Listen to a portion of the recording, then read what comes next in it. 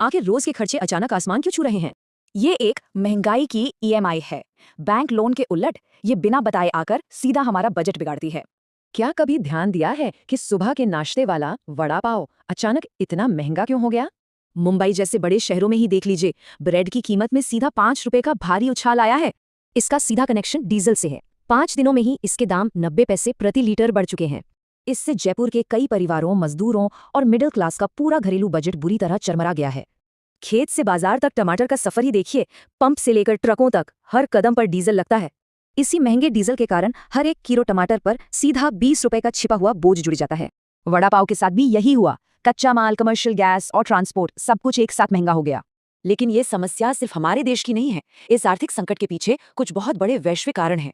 रुपए की लगातार गिरती कीमत देखिए, डॉलर के मुकाबले ये 96.52 के बेहद चिंताजनक स्तर तक पहुंच चुका है। इसी डर से विदेशी निवेशकों ने सिर्फ 3 महीनों में हमारे बाजारों से 2 लाख करोड़ रुपए निकाल लिए हैं। भारत अपनी जरूरत का 90% तेल आयात करता है, इसलिए इन वैश्विक संघर्षों की मार यहाँ ज्यादा पड़ती है। इस भारी आर्थिक दबाव को लेकर राजनीतिक पार्टियों के बीच जमकर आरोप प्रत्यारोप का दौर भी चल रहा है। विपक्ष किसानों की पीड़ा उठा रहा है, जबकि सरकार युद्ध के बीच अपने आर्थिक प्रबंधन का बचाव कर रही है। आंकड़े देखें तो अमेरिका या म्यांमार की तुलना में भारत में मात्र 4% ईंधन महंगाई वाकई काफी कम है। समस्या तो साफ है, लेकिन अब इस बढ़ती महंगाई से निपटने के लिए हमें कुछ व्यावहारिक समाधान ढूंढने ही होंगे। एक शानदार समाधान। हिमाचल प्रदेश हाईकोर्ट के जजों ने ईंधन बचाने के लिए कारपूल करने का फैसला किया है। अंतिम सच यही है कि बिना बड़े तेल भंडार के हमें मिलकर अपनी ईंधन निर्भरता कम करनी ही होगी।